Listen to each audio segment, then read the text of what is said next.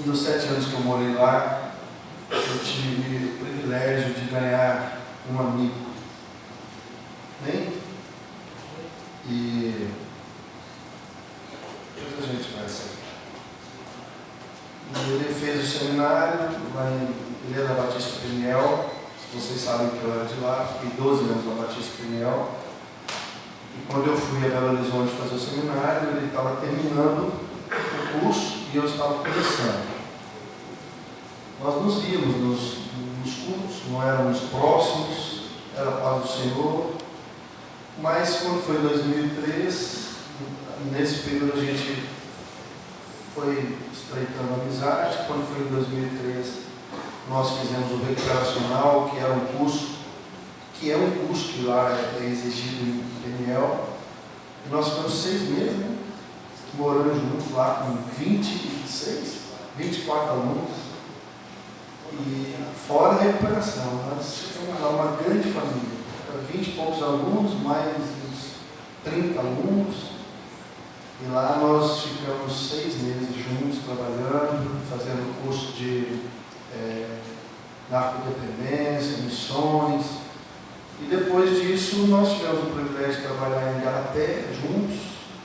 Ele pastoreava, começou um trabalho em Igarapé, que era a Grande BH. Então, pelo menos 1 ou 2 vezes por mês nós ficávamos juntos na Igarapé. Depois ele foi para Ouro Preto, ficou lá na cidade de Ouro Preto, 5 anos. 5 anos. E eu sei que nós fizemos uma amizade, e essa amizade ela tem durado, tem vencido o tempo, a distância, as circunstâncias, e foi. Eu digo que cada lugar que eu fui eu ia um amigo, falando colega, não, colega tem um monte, amigo. E o pastor Nicolas, a sua família, foi o meu presente de Belo Horizonte. De vez em quando eu vou lá na casa dele, de vez em quando ele vem na minha casa. Ele esteve em Jaú, quando eu morava lá, e na medida do possível a gente está sempre junto. Ele mora em Belo Horizonte, está a 700 quilômetros, 1000, né? 1000 quilômetros. É quilômetros? 900 quebradinhos, dá 1000, quase 1000.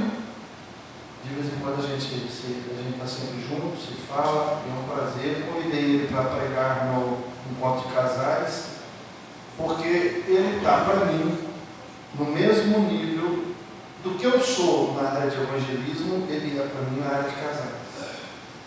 Meu sonho é um dia trabalhar junto com ele, na mesma igreja.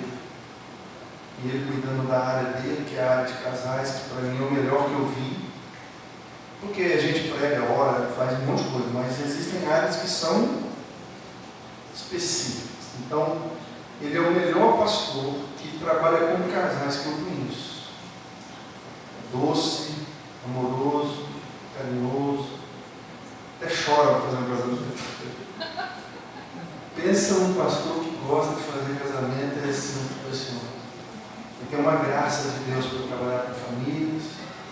E o que eu sou para o evangelismo, ele é para essa área. E se um dia a gente começa a trabalhar junto, o reino de Deus ia ser uma bênção. Eu cuido de casar e eu digo que eu quero matar um. Aí ele não, ele já é doce, ele é calmo, tranquilo, né? E é um prazer ter ele aqui. Fernanda, ele tem uma filha que chama Sofia, da idade da minha.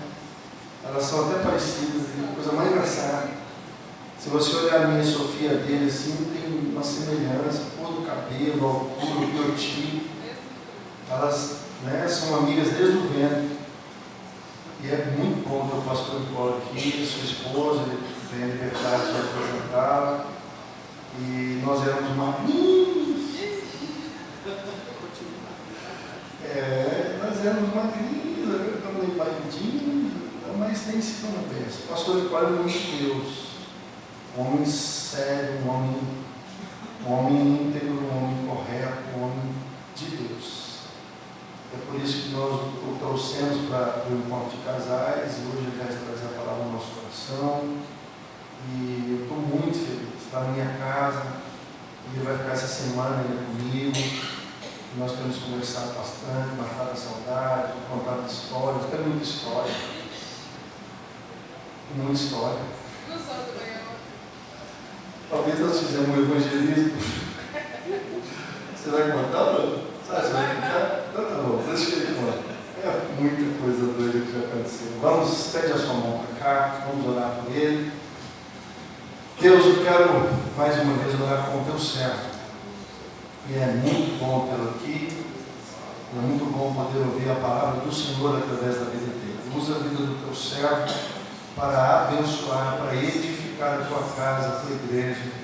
Nós oramos agradecendo ao Senhor por ele, pela vida dele, pelo ministério dele, por tudo que o Senhor tem feito nele e através da vida dele, e que ele tenha liberdade do Senhor para falar a tua palavra e edificar a tua igreja, em nome de Jesus. Amém. Fique à vontade, querido. Amém. A paz do Senhor para todos. Amém. Está confortável aí no seu lugar? Gostei muito dessas poltronas, mas elas são perigosas, né? Porque ela dá um sono, é quentinha, né? Amados, para mim é muito emocionante estar aqui, né? De ver Edilane, pastor, o Julião, né? Que a gente chama assim, as meninas, para a gente é um momento de muita emoção. Quando eu entrei ali, eu realmente falei, meu Deus, graças ao teu nome. Porque essa família marcou a nossa vida, né? Nós temos uma trajetória muito diferente, mas parecida, né? Vou te explicar por quê. Porque um dia, fazendo uma análise, né? Eu falei com a Fernanda um dia assim, você é igual o Julião. E ele falou, você é igual a Edilane. Aí eu falei, então é por isso que ele está certo. Porque a Edilane é do amor, né? Cadê ela? Onde está ela? Não está aqui. E o Julião é um trator, né? A minha esposa é assim, gente, é trator. Mas graças a Deus, a mulher de Deus, né? Porque ela sabe o papel dela. Amém? Então eu sou macho alfa, né? Macho alfa. De vez em quando eu viro um furacão aí. Ela fala, opa, agora já entendi meu lugar. Mas a gente tem, né, isso, né, Fernanda? A gente sempre fala, Julião, o Julião fala com a Fernanda, mais 5 minutos no vento você nascia homem, Fernanda. No bom sentido, lógico. Falta o temperamento, né? Temperamento colérico, né? Aquela líder. E às vezes a família precisa de uma pitada de melancolia, o temperamento fleumático, né? Melancolia é aquele que é mais do amor. Fleumático é aquele que olha e fala, tá bom, vai melhorar. Mas a gente está muito feliz de estar aqui. Porque nós atravessamos alguns desertos juntos, né? Desertos que a gente olhava e falava, né? Nós não vamos conseguir, a gente conseguiu, né? Desertos difíceis, né? O pastor Júlio eu conheci em 98, ele estava chegando, eu estava saindo. É assim, quando o seminarista está chegando no seminário, no primeiro ano, ele chega com a corda toda, né? Achando que vai sair de lá o maior teólogo, era assim o Julião, chegou, eu vou ser o teólogo. E eu já estava saindo, então eu também cheguei assim, mas na saída a gente sai diferente. A gente sai entendendo que a gente não presta para nada. Não é verdade, Júlio? Você entra no seminário pensando, eu sou o cara, mas não, depois que você sai, Deus trabalha no fundo do seu caráter, aí você olha e fala, eu não sou ninguém. Eu lembro do dia da minha formatura, na hora que eu recebi o diploma, e eu falei com Deus, agora eu sou teólogo. E Deus falou assim, você é um servo inútil. Aí acabou, minha festa acabou. Do início da formatura até o último minuto, eu só chorava dizendo perdão ao Senhor.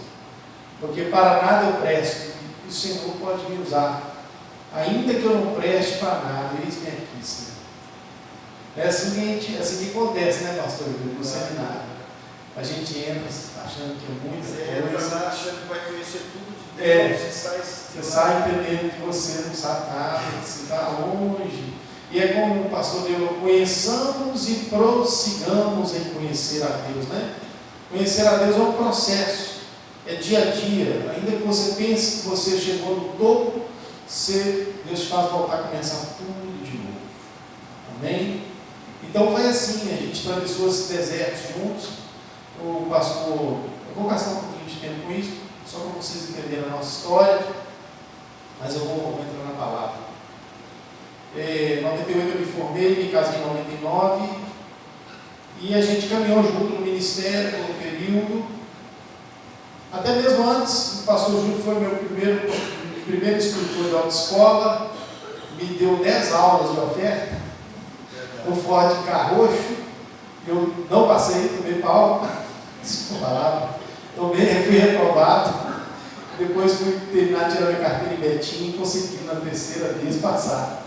Mas ele foi meu professor de autoescola, e depois eu fiz o curso também, né, de instrutor, inspirado na visão do Júlio, pensando, ó, de repente, se eu for para um lugar que não tem como, eu vou trabalhar igual o Julião, né? Dei 3 meses de aula lá na sala de legislação. E assim a gente foi se encontrando no ministério. Em 2003, eu tive o privilégio, que eu fugi 5 anos do ministério, né? Eu me formei em 98 e falei, o quê? Não quero ser pastor, esse negócio não é para mim. Eu saí do seminário dizendo, Deus, ó, tá bom, beleza, muito obrigado, tal, vou ajudar o meu pastor, vou dar uma escola dominical, prego a hora que ele quiser, de madrugada, onde ele quiser, mas pastor, de jeito nenhum. Fugi. Me casei, falei, vou cuidar da minha vida. Fiz igual o povo aqui, né? Fui cuidar da minha casa. E Deus falando, no meu tempo, minha casa, né? Está lá largada. Mas em 2003 o Senhor me entregou, em 2001 um rebanho. Deus me pegou na esquina, né? Assim, falou, vou te pegar. Em 2001 eu fui ajudar um pastor a abrir uma igreja na cidade de Igarapé. E esse ano, o pastor que eu estava ajudando, eu falei, eu vou, mas não quero saber de dirigir igreja. Ele falou, não, tudo bem, mas o coração de vocacionado não tem jeito, né? E quando eu vi aquela meia dúzia, 3 ovelhas, 4 ovelhas, o coração, né, ficava apaixonado, meu Deus, é a obra do Senhor. E aí, em 2001, o pastor foi para o Acre e me entregou aquela pequenina congregação. E eu fui no pastor Reuel e falei assim, eu tenho que mandar um pastor para lá. E ele falou, o que você está fazendo lá? Mas eu não sou pastor, eu não quero ser. Ele falou, lógico, você é um covarde. Aí quando ele falou isso, ele deixou de caráter, né? Covarde? Fiquei bravo. Com toda a melancolia, fiquei bravo com ele.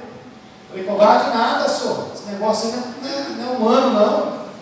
Ele falou assim, mas é sobre humano mesmo, porque é para vocacionado. E ele me entregou e falou assim, você vai ser o dirigente da igreja. Depois eu passei a ser o evangelista, não, era o dirigente mesmo, né? Só que quando ele falou para mim transestrutural, eu não quis ir, mas eu lembrava das ovelhas. Uma senhorinha chegava, chorava quando eu pregava, eu falei, não, eu estou sendo uma bênção aqui, né? Porque ela chora quando eu prego, lembra disso, a dona Emelina? Às vezes é só ela no culto e eu pregava com toda a minha alma, como se fosse uma multidão, e ela chorava, e era abençoada, e todos os apelos que eu fazia, ela estava comigo. Aí ela abraçava e falava, não desiste de nós, não vai dar certo. Deu certo, tem uma igrejinha, o irmão foi lá, né, pequenininho, mas eu, abençoado, e Deus nos deixou lá 6 anos, depois fui para Ouro Preto, uma cidade extremamente idólatra, mas ali nós fizemos um trabalho de casais que foi extraordinário. Todo mundo amaziado, a gente conseguiu chegar com o curso de casados para sempre, e a gente abraçou aquele povo e as coisas foram acontecendo. A igreja se tornou uma igreja muito forte. Igreja que tem famílias, casais abençoados, é uma igreja forte. Depois nós fomos para Betim, estamos lá até hoje. Deus está nos cuidando de nós, né? Amém? Nicola, que nome é esse? Alguns perguntam, né? Quando o nosso pastor foi anunciar nosso convite de casamento, e ele falou assim, o pastor bem idoso, ele falou, olha, casamento da Nicola e do Fernando. E até hoje a gente ri muito sobre isso, né? Aí, do Nicola, porque o nome termina com A, né? Mas é um nome italiano, meu tataravô chamava Nicola, Rogério, depois meu bisavô Genaro, depois meu avô Nicola, Rogério também, ou Rogério, e depois meu pai me colocou esse nome, eu sofri muito com esse nome. Eu sofri muito bullying. Eu odiava meu nome. Eu dizia por que meu pai fez isso, né? Quando o professor ia fazer chamada, eu não ligava. Pode chamar qualquer coisa, Nicolau, Nicolas, Nicolas, o que você quiser, eu não ligo mais. Eu já superei esse trauma. Eu já fui curado. Mas o dia que eu entreguei minha vida a Jesus, que ele me chamou para o ministério, ele me entregou uma palavra em Isaías 43, e eu não acreditei. Eu falei, não, Deus, você não pode fazer isso comigo. Ele falou, eu chamei-te pelo teu nome, tu és meu. Eu falei, mas meu nome é Nicola. Eu chamei-te pelo teu nome. E eu fui entender por que Deus estava me chamando e pelo meu nome, né? Que era o que eu não aceitava de jeito nenhum. E naquele mesmo dia que Deus me chamou para a sua obra, foi o mesmo dia que eu me batizei e o Senhor confirmou a sua vocação no meu coração. E eu nunca mais, né, deixei de servir ao Senhor. E esse nome, depois eu fui pesquisar, eu nasci dia 8 de junho, fiz aniversário, né? Dia 9, normalmente, no segundo domingo do mês, é o dia do pastor, não é isso? Eu quase nasci no dia do pastor. Quer dizer, no ano passado, meu aniversário foi, acho que no dia do pastor. E depois eu fui buscar o significado desse nome, vitorioso sobre o povo. Aí que eu fui entender porque Deus me chamou pelo meu nome. Porque Ele me deu um nome vitorioso, né? Com o povo, né? Junto com o povo. Aí realmente eu entendi a minha vocação. Amém? Amém. Aí eu parei de fugir. Eu fui realmente servir ao Senhor na sua obra. Vamos ficar de pé nesse momento. E estar aqui hoje, né, depois que o Júlio fala tudo isso, porque na minha igreja também não deixa ninguém pregar. Só ele. Ele e o pastor Raul pregar lá. A gente sabe que nesses tempos que nós estamos vivendo, a gente tem que cuidar do nosso púlpito, né? Daqui de cima, pode fluir palavras de vida ou de morte.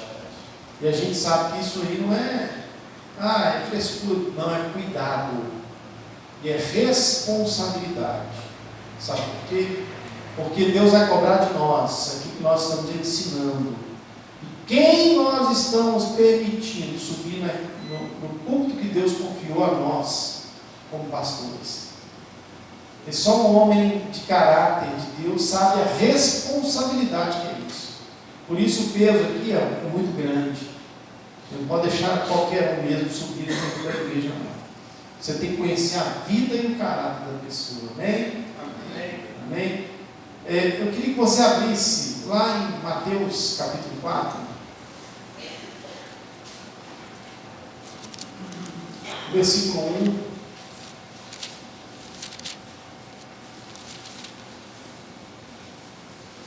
Eu queria que você nessa noite estivesse bem disponível ao Espírito Santo. Né? Sou muito diferente do pastor Júlio, viu? Mas eu queria que você abrisse o coração, dissesse, oh Deus, eu estou aqui para ouvir tua voz. Você vai ouvir a palavra, você vai pensar assim, mas fulano podia estar aqui. Não, a palavra hoje não é para quem não está, é para quem está. É para você que veio. Quem não veio, não é para ela. É para você que está aqui. Por isso você tem que estar atento à voz de Deus. Vamos ler o versículo 1 apenas. A hora que aparecer a palavra deserto, vocês falem junto comigo. A seguir, Jesus foi levado pelo Espírito ao deserto. Mais uma vez. A seguir, foi Jesus levado pelo Espírito ao deserto, para ser tentado pelo diabo. Amém? Amém. Vocês querem assistir tudo a palavra de pé ou sentado? Sentado. Mas se dormir. Não pode sentar. Gente, estou brincando. Pai querido, nós estamos aqui diante da tua palavra. Nós reconhecemos, ó Deus, que sem teu Espírito Santo nós não somos capazes de compreender a tua verdade. Por isso, Deus, nós pedimos que o Senhor venha falar conosco. O Senhor venha nos inspirar, ó Deus, nos ensinar, ó Deus, e trazer a palavra que o teu povo necessita. Não a palavra que nós queremos ouvir, mas aquela que o Senhor quer falar. Essa é a diferença. De ouvir apenas aquilo que nós queremos, mas de ouvir principalmente aquilo que o Senhor deseja, independente da nossa vontade. Deus, nós assim pedimos em nome de Jesus. Amém? Amém. Eu não posso estar na igreja do Julião sem falar de deserto, porque nós somos homens de deserto. Nós somos treinados no deserto. E às vezes quando o pastor Júlio fala algumas coisas, lógico, né? O Júlio tem todo o seu estilo, né? E às vezes quando ele fala se torna uma coisa muito mais eminente, né? Mas nós passamos pelo mesmo deserto, os mesmos desertos. Amém? Amém. E eu queria nessa noite trazer essa palavra porque o deserto está presente na Bíblia de capa a capa. O deserto até no Apocalipse. Ele começa falando lá em Gênesis, que é o ambiente do povo de Deus, Abraão, Isaac, Jacó, as tribos. O deserto passa pela vida dos reis, dos profetas, está presente na vida também de Jesus, como nós acabamos de ler. O deserto é um ambiente geográfico que está presente em toda a Bíblia. Deus usa, né, lugares, coisas, pessoas, situações para falar da sua vontade, da sua história. E nós acabamos de ler aqui que Jesus, depois de ser batizado, ele foi levado pelo Espírito ao deserto. E na verdade, esse lugar geográfico, alguém já foi aqui no deserto? Saara ou outro país? Nós não sabemos o que é isso. Já foi? É um negócio, eu nunca fui não, mas é um ambiente completamente difícil. É uma zona árida, eu trouxe até um conceito de zona árida, com precipitações atmosféricas, irregularidades, vegetação inexistente ou escassa e rara. O deserto é um lugar inóspito, sem vida, sem água, sem alimento. O deserto, na verdade, é um lugar onde o homem reconhece as suas mínimas necessidades como necessidades fundamentais, né? É no deserto que as pessoas, no caso aqui do Novo Velho Testamento, em que estes homens foram provados nas suas mínimas necessidades. No deserto, você aprende a dar um valor a um copo d'água, né? Não é isso? Você aprende a dar um valor às coisas pequenas. Ou você dá valor valoriza os dias das pequenas coisas, né? E no deserto esse ambiente tão terrível, mas tão terrível para que o homem sobreviva, mas é um lugar onde nós necessitamos e devemos compreender que deve fazer parte da nossa vida. Nós precisamos entender esse texto, porque diz a palavra que o Espírito conduziu Jesus ao deserto. Por quê? Por que existe o deserto? Por que Deus criou o deserto? Qual o sentido se não tem nada, se não tem vida, se não tem sentido nenhum? E por que Deus criou esse ambiente tão difícil?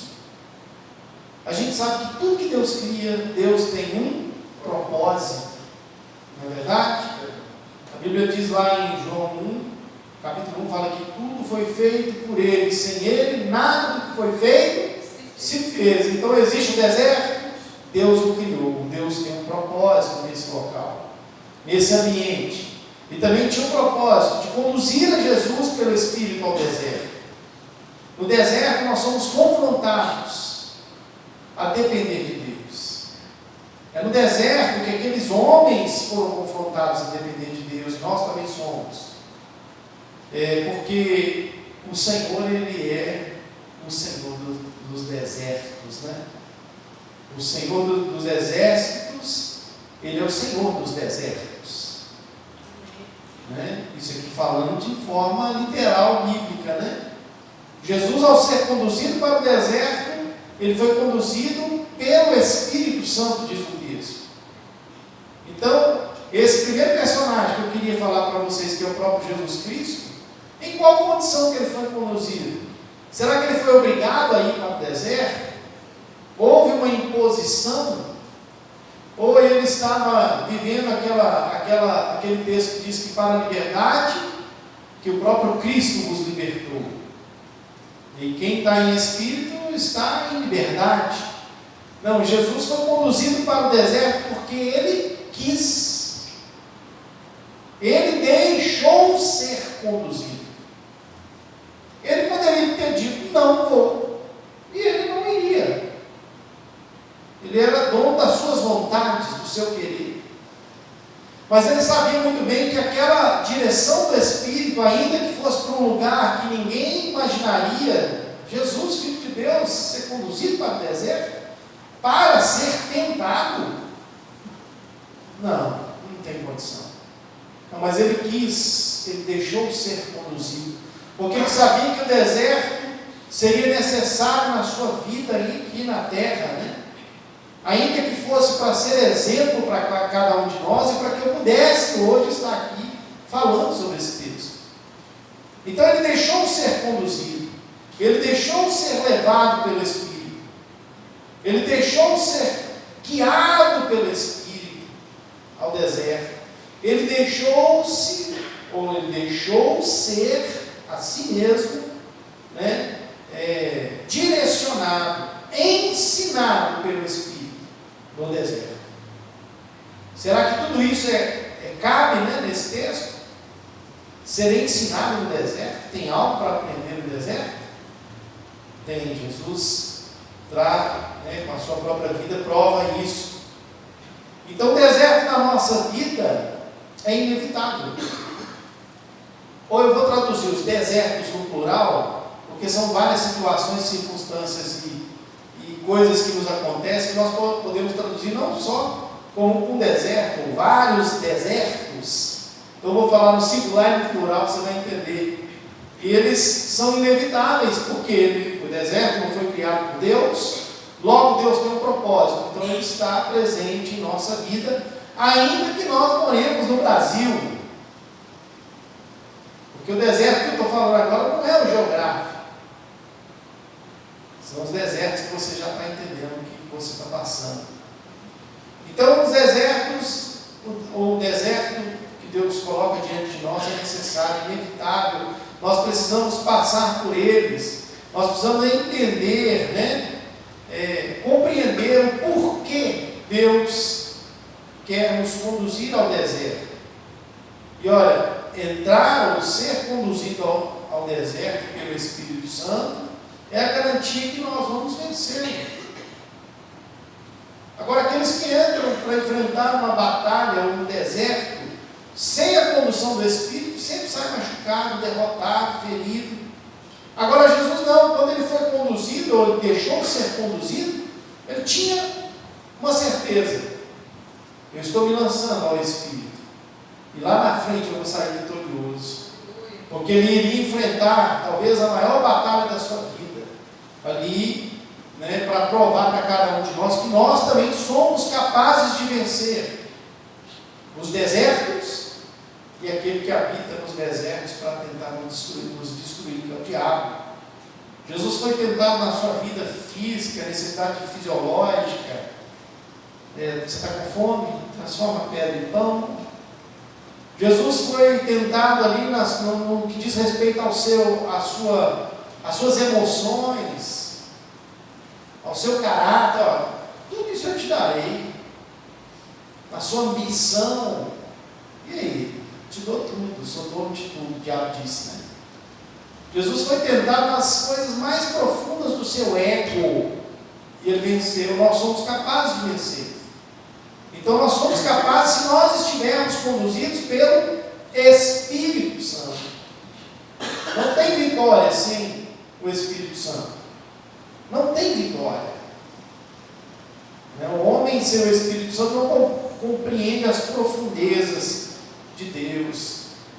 É aquele texto que Paulo diz: aquilo que os olhos não viram, que os ouvidos não ouviram, que nem no coração do homem penetrou, é o que Deus reservou para aqueles que o amam. Então é só possível compreender uma coisa que você nunca viu, nem ouviu, nem sentiu. Só é possível compreender pelo Espírito Santo. Amém? Amém. Vocês estão entendendo, gente? Amém. Está tranquilo?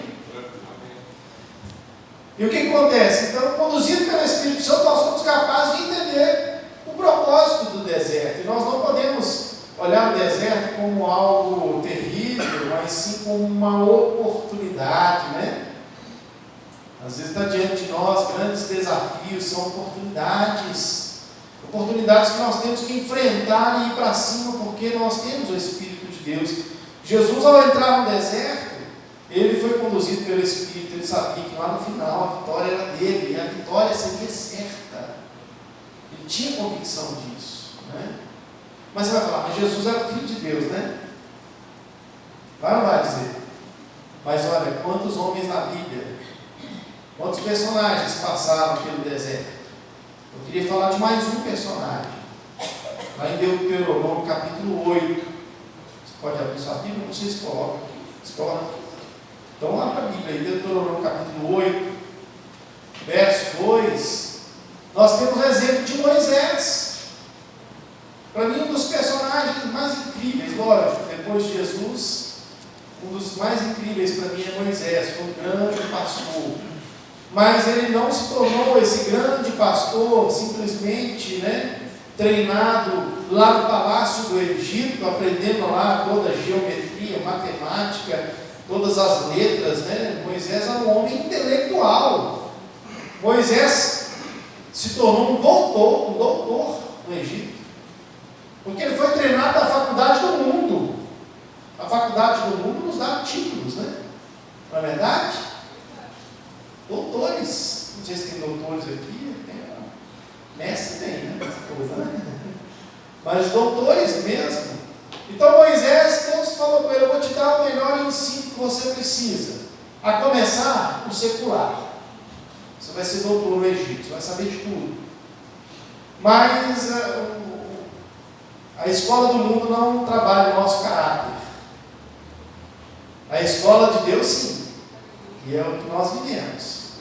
Porque nós pensávamos sermos doutores, chegamos a entender nosso caráter.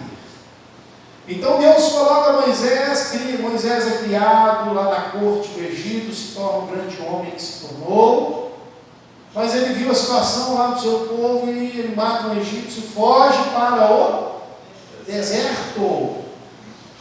E durante 40 anos ele é trabalhado por Deus nesse deserto, para que ele depois voltasse. Porque o deserto foi criado por Deus, Deus tem um propósito, e é no deserto que Deus molda o nosso caráter. E aquele homem seria o grande Moisés somente se ele passasse pela escola de Deus. A escola do mundo não te faz um grande homem ou uma grande mulher. A escola do mundo não te faz. Eu fiquei 5 anos na faculdade, formei agora, terminei em dezembro, no curso de Direito. Eu digo para vocês, olha, eu falei com os alunos, né, da minha sala, falei: não troco o curso de Direito pelo meu segundo grau. O curso que eu fiz com vocês, meu segundo grau foi mais difícil. De 91 a 94. Era difícil. Uma reprovação numa matéria, repeti o ano todo. Química, física, psicologia, filosofia, desenho mecânico, fiz na área mecânica, foi duro. Mas olha, o curso de Direito não forma doutores no caráter. Mas o deserto de Deus forma. Amém? Então Moisés precisava viver no deserto, experimentar o deserto, para que Deus pudesse ensinar, pastorear o deserto, conduzir as suas ovelhas em meio ao deserto, onde não tem nada, e buscar água, buscar ali no deserto pastos verdejantes, difícil, porque Deus tinha um rebanho muito maior que o seu povo. Então Moisés passa por esse período de treinamento, 40 anos, depois ele volta para o Egito, agora para buscar o rebanho de Deus, mas Deus o coloca de novo no deserto, 40 anos, porque ele estava com o seu caráter trabalhado. Mas havia uma nação, um povo inteiro que ainda precisava passar por esse processo. Deus o treinou e fez dele um hábil pastor. Ele experimentou para depois ele ensinar. É assim que acontece. A gente, para ensinar, a gente primeiro tem que aprender. Tem muita gente que quer mandar, mas ninguém quer aprender a obedecer, não é verdade? A igreja está assim, tá, pastor Júlio? Eu quero ser líder. Então senta e obedeça. Hoje eu falar, pastor Júlio, você vai aqui, senta aí. Eu estou falando isso porque às vezes chega uma pessoa lá na minha igreja, aí eu era diácono, tesoureiro. Aqui você não veio para dar, você veio para receber. Senta e receba. Eu tinha um tesoureiro, um diácono, que ele veio da igreja batista tradicional, e quando ele veio com essa pompa toda. Eu falei, que bom, 1 ano e meio lá, me ouvindo e recebendo. 1 ano e meio. Depois ele se tornou um grande diácono na minha igreja, tesoureiro, uma bênção. Mas depois de 1 ano e meio sentado, ouvindo, fez todos os cursos, casado para sempre, discipulado, etc e tal. Depois de tantos anos de diácono, a gente começar tudo de novo. Glória a Deus! Porque Deus fez isso com Moisés. Deus, mas eu já passei 40 anos no deserto, então você vai começar tudo de novo. Primeiro eu te ensinei, agora você vai ensinar no deserto. Então aquele homem, passando pelo deserto, Deuteronômio capítulo 8, o Senhor entrega uma palavra para ele, e ele entrega essa palavra para o povo. No verso 2 ele fala assim: recordar-te-ás de todo o caminho pelo qual o Senhor teu Deus te guiou pelo deserto, estes 40 anos, para te humilhar. Primeiro ponto, para te humilhar. Deus precisava trabalhar o orgulho do seu povo. Trabalhou primeiro na vida do líder. Por isso que eu falo, nós somos homens de deserto, né? Às vezes você olha para a gente aqui na frente e pensa, não, nós temos que aprender no deserto para ensinar para vocês como é que é. Não é, pastor? A gente teve que aprender. Deus nos humilhou, nos ensinou. A humilhação de Deus aqui não é humilhação pejorativa, você não presta, você não vale nada. Não é nesse sentido, não. É para te dizer, está vendo? Sem eu você não é nada. Você precisa de mim, eu sou o teu Deus. Eu te ensino. E aí a gente se curva e fala, Senhor, eu reconheço que sem ti eu não sou nada. Então quando Deus leva aquele povo e leva Moisés para o deserto, é para ensinar a humildade. A humildade de reconhecer. Humildade não é simplicidade. Não dá com a roupinha rasgada, a roupa rasgada hoje é moda. Tem gente rica andando com roupa rasgada. Né? Isso não é humildade. Eu ando num carrinho velho. Não, isso não é humildade, não. Humildade é quando você reconhece a sua condição de miserabilidade, de pequenez, e reconhece que você precisa de ajuda. Ainda que você esteja numa posição social extraordinária, com um salário extraordinário, para você dizer para Deus, Deus, eu não sou nada. Eu preciso de Ti. E quantos estão aí numa situação boa até, né? E estão atravessando desertos, e Deus está te chamando a atenção, te dizendo, olha, se coloca numa posição de humildade. Reconheça que ainda que você tenha tudo que você tem, você precisa dizer, Senhor, tudo é teu, eu dependo de Ti, eu não vivo sem Ti, Senhor, me ajuda. Isso é humildade, é você reconhecer a sua condição de pecador e dizer, Senhor, sem Ti nada eu posso fazer. Então, naquele momento, quando Deus traz essa palavra, diz, eu te levei para o deserto para te humilhar e para te mostrar quem é você, o seu caráter. Você confia em você confia no seu braço forte, Você acha que a sua condição, a sua posição financeira, a sua condição intelectual vai te dar tudo que você imagina ter? Moisés era esse homem intelectual, de alta patente, mas ele voltou humilde. Ele falou: Senhor, eu preciso de ti, né? A Bíblia fala que amigo de Deus como Moisés nunca existiu.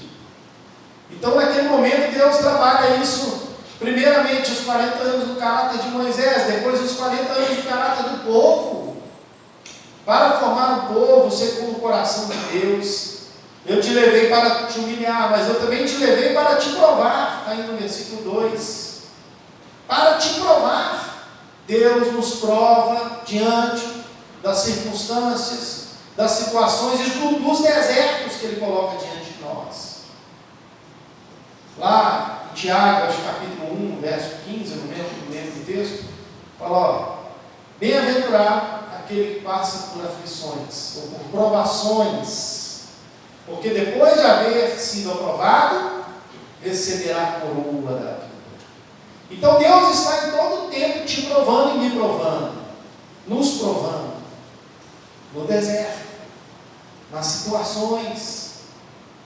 Então Ele sempre nos provará. E o deserto é essa necessidade de sermos provados em todo o tempo, porque quando somos provados e vencemos, somos aprovados por Deus. Amém, irmãos? Amém. Precisamos entender isso. Não ver as situações que estamos vivendo, às vezes de dificuldade, como uma situação desesperadora. Não, olhe como uma oportunidade de provar que você é capaz de vencer, conduzido pelo Espírito Santo. Aquele povo foi conduzido pelo Espírito Santo. Ele fala que recordar-te-á todo o caminho pelo qual o Senhor teu Deus te guiou. Lá diz que Jesus foi conduzido pelo Espírito Santo. Aqui também Deus conduziu Moisés, o Espírito Santo conduziu o povo de Deus ao deserto, para humilhar, para provar. Depois ele fala: para saber o que você tinha no seu coração. Está aí no texto. Para te provar e para saber o que estava no teu coração, se guardarias ou não os meus mandamentos, ou os seus mandamentos. Então o Senhor está nos provando no deserto. O Senhor está querendo saber o que vai fluir desse coração enganoso que você tem. Lá em Jeremias 18: enganoso o coração, mais do que todas as coisas, desesperadamente corrupto. Não é isso? Quem o conhecerá? Eu, Senhor, esquadrinho a mente e o coração, para dar a cada um segundo as suas ações. Então Deus estava provando o coração daquele povo. No deserto, Deus prova o nosso coração. Eu não sei se você está passando algum deserto, Deus está te provando. E aí, qual é a sua resposta? Deus está nos provando. Então Moisés entendeu isso, aquele povo teve que entender, deixar ser trabalhado, deixar ser forjado o caráter de Cristo, o caráter de Deus, ser capaz de sofrer as pressões do deserto, as dificuldades, a necessidade, as lutas, a dependência de Deus, depender daquele maná que vinha do céu, da água, da rocha, depender do auxílio, depender de Deus em tudo. Por isso Deus trabalhou nessa fase da vida do povo de Deus. Agora o deserto, além de ser um lugar onde Deus leva-nos para sermos humilhados, provados e saber o que está no nosso coração, o deserto também é um lugar de disciplina. Deus nos leva para nos disciplinar. Nós somos muito sem disciplina, né? Falei hoje lá na PNL, peguei essa mensagem lá também, e falei o seguinte, que para a liberdade que Cristo te libertou. Mas nós não podemos usar da liberdade para que ela se torne uma libertinagem, né? Falei isso lá. A igreja está vivendo isso. Essa igreja pós-moderna, essa igreja para lá do moderno, né? Está deixando a liberdade, transformando dela uma libertinagem, onde os púlpitos estão contaminados, vidas que não têm compromisso, pastores têm que ser duro, ou se ele não puder ser duro, ele tem que ir pelo menos para o gabinete e olhar e falar: Senhor, teu povo está lá, foi o Senhor que colocou, o Senhor que tira. Eu vivi essa fase lá, não sabe, pastor Júlio, desculpa chamar de Júlio, mas eu vivi essa fase lá que eu assumi uma igreja que o altar não condizia com a palavra. Mas eu ia começar o louvor e no gabinete orar: Senhor, olha lá, tu colocastes, o Senhor tira. Mas pastor, você não vai tirar. O altar é do Senhor. Então Deus tirou dele, tirou todo mundo, fiquei sozinho. Foi eu, minha esposa, minhas filhas e um diácono muito fiel, uma esposa e uma senhorinha que veio da Assembleia de Deus muitos anos, dizendo: pastor, eu tive um sonho. Eu, minha esposa, minhas duas filhas, a senhorinha e meu diácono. O diácono chegou um dia e passou, sonhei. O que você sonhou? O senhor estava lá no culto e eu tentava levar água para o senhor e não conseguia, porque tinha muita gente. Eu falei: Deus te ouça. Na outro dia, essa senhorinha chegou: pastor, eu tive um sonho, o que foi? Eu tentava ir no altar e não conseguia, porque tinha muita gente. Eu falei: é de Deus. Só nós quatro, nós três, né? Vai dar certo, está dando certo, em nome de Jesus. Porque Deus prova. Então, esse trabalhar de Deus no deserto, Deus precisava disciplinar aquele povo. Primeiro, ensinar aquele povo a depender de Deus, a ser sustentado. Mas o deserto é esse lugar de disciplina. Olha aí no verso 5 de Deuteronômio 8, o que fala? Diz assim: sabe, pois, no teu coração, que como um homem disciplina o seu filho, assim te disciplina o Senhor teu Deus. Então o deserto ali na vida de Moisés e do povo era para disciplinar aquele povo. Disciplina, a gente tem ideia de coisa ruim, né? É você castigado. A disciplina, hoje, pejorativamente, a gente pensa que é um castigo. Às vezes eu falo isso: eu vou te disciplinar em casa, né? Tem que mudar esse nome, né? Porque disciplina é muito mais do que, não chega, não é o seu castigo, mas um grande atleta, para alcançar o seu objetivo, ele tem que ter o quê? Disciplina. Um tocador de piano, você vai tocar maravilhosamente, perfeito as notas, tem que ter disciplina. A tudo na nossa vida nós temos que ter disciplina. Nós somos, no nosso tempo, o povo de Deus mais indisciplinado que existe. Já reparou? Tem que ficar empurrando, tem que vir, não tem orar. A gente faz isso, porque a gente ama demais vocês. A gente ama demais, a gente quer vocês junto de nós. E naquele momento ali, Deus levou o povo, disciplinou o povo, e trabalhou com o povo. E lá em Hebreus 12:6 fala que Deus açoita daquele que toma por filho. E o próprio Jesus Cristo, diz lá em Hebreus ainda, que ele fala que Jesus Cristo aprendeu a obediência por aquilo que ele sofreu. Jesus precisava aprender, ou sofrer para aprender a obedecer. Para nos deixar exemplo, ele sofreu, e diz lá em Hebreus que ele aprendeu a obediência por aquilo que ele sofreu. A disciplina é o preço que você paga para alcançar a bênção de Deus. Então aquele deserto, ou os desertos da nossa vida, eles também têm um propósito: nos ensinar a sermos disciplinados. Deus tem disciplinado o seu povo, e Ele usa o deserto, as circunstâncias, as situações, para trabalhar no nosso caráter. Outro personagem que eu queria falar aqui rapidamente com vocês, 9h53, está certo, meu relógio? Tá não, meu relógio está uma hora de verdade. Quantas horas aí? Olha lá, 8h55. Vou terminar agora, 5 minutos, entrega a palavra. Davi, um homem segundo o coração de Deus, um rei. Você sabia que Davi, com seus 17 anos, 18, foi lá enfrentar Golias. E ele venceu a batalha, e Saul começou a persegui-lo. E Davi olhou e disse: só tem uma saída, o deserto.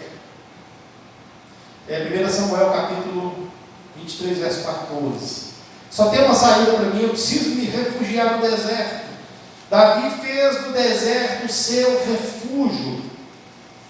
1 Samuel capítulo 23, verso 14 diz: permaneceu Davi no deserto, nos lugares seguros. O deserto para Davi foi um esconderijo do Altíssimo para ele. No deserto, Deus ensinou a Davi que é possível andar em caminhos sobremodo excelentes. É no deserto que Davi olhava para os montes, é no deserto que Davi dizia: de onde me virá o socorro? O meu socorro vem do Senhor. No deserto ele disse: o Senhor é meu pastor e nada me faltará. Não tem água, não tem nada, mas eu sou ovelha. Então ele vai providenciar os pastos verdejantes, as águas tranquilas, e ele vai preparar uma mesa perante mim na presença dos meus adversários, e ele vai me ungir ainda que eu esteja no deserto, com o óleo da unção, meu cálice vai transbordar, bondade e misericórdia vai me seguir para todo sempre, e no final eu vou habitar na casa do Senhor.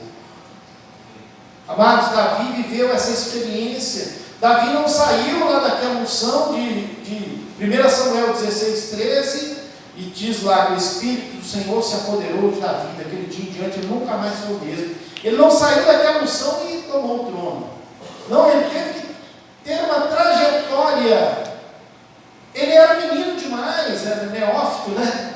Ele precisava passar pelo deserto para que Deus trabalhasse o orgulho, o caráter, para que ele chegasse no trono. Depois passa 30 anos, ou um pouco mais de idade, né? Com 17, agora com quase 30 ou 30 anos, Davi assume metade, pouco do trono, depois o restante. Mas para que ele chegasse lá, ele precisava passar pelos desertos.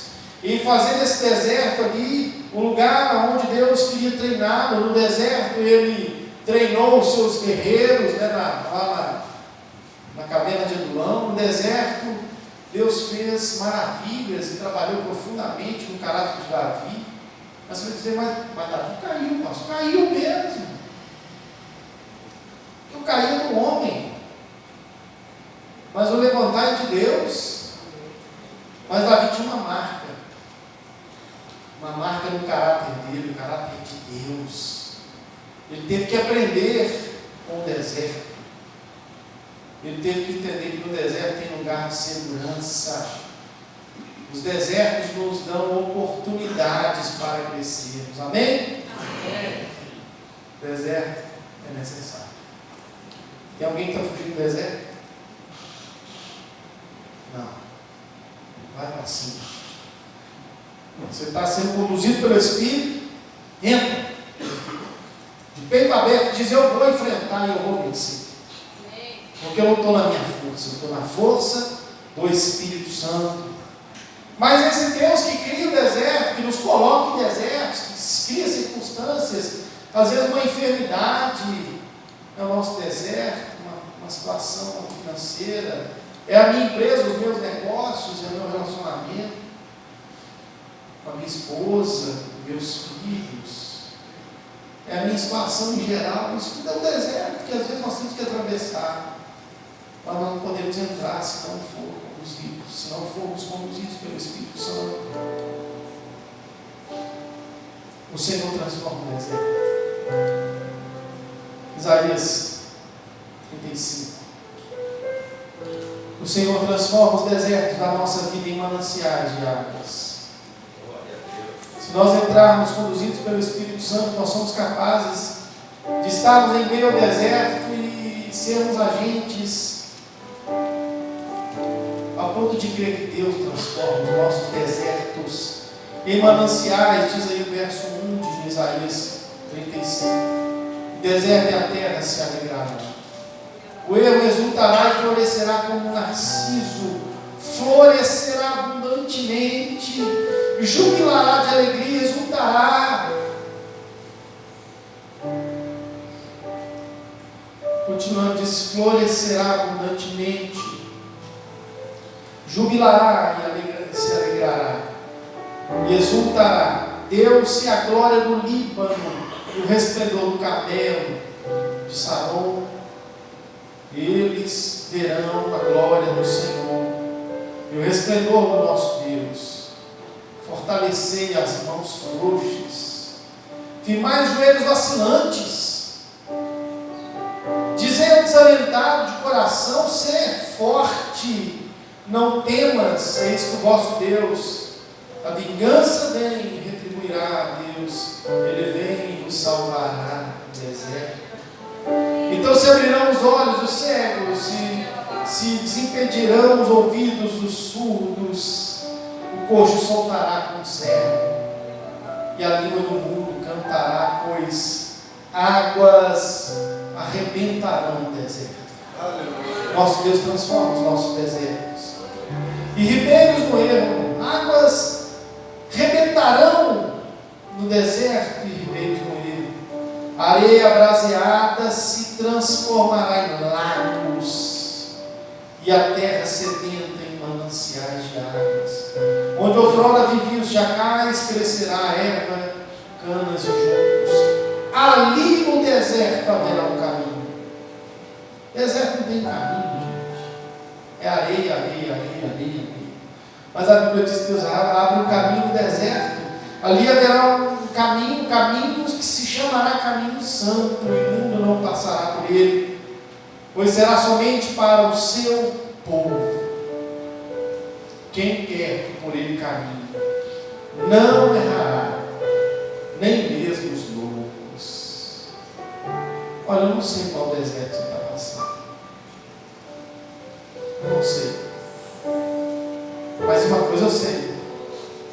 E se você for conduzido pelo Espírito Santo nesse deserto, tudo se transformará. Brotará. Haverá um caminho, haverá uma saída. Deus vai te apontar a saída, Ele vai te mostrar, Ele vai te falar: é por aqui, meu servo. Não, Senhor, mas aqui me parece melhor, como Ló olhou as campinas do Jordão. Não, Abraão, vai para o deserto. Outro exemplo, né? Abraão, vai para o deserto. Senhor, mas a campina do Jordão, Abraão, é o deserto. No deserto eu te mostrarei o caminho da terra prometida. E eu quero ministrar na sua vida hoje dizendo isso. Eu não sei qual deserto você está vivendo. Você sabe, depois dessa palavra, tudo que eu disse.